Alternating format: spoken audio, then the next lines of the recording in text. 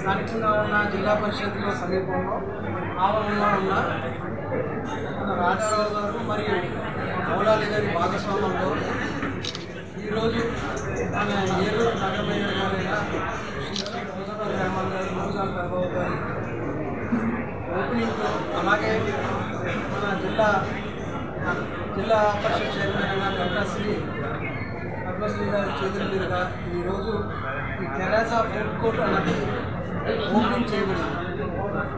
మరి ఈ టెరాసా ఫుడ్ కోర్ట్లో మన ఏలూరు నగర ప్రజల కోసం ఎవరైతే ఈ ఆహార ప్రియులు ఉన్నారో వారందరి కోసం మంచి రుచులతో ఒక డిఫరెంట్ స్టైల్తో ఒక మంచి ఇంటీరియర్తో ఆహ్లాదకరంగా వాళ్ళందరూ ఇక్కడికి వచ్చి ఎంతో ఆహ్లాదకరమైన వాతావరణంలో మరి ఇక్కడ చూస్తూ ఉంటే ఈ టెరాసా ఫుడ్ కోర్ట్ యొక్క ఆవరణ లోపల ఇంటీరియర్ చాలా ఆహ్లాదకరంగా ఉంది.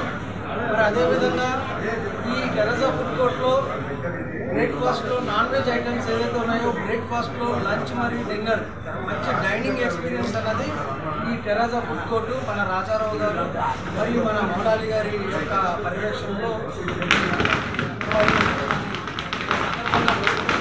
తెలియజేస్తున్నారు.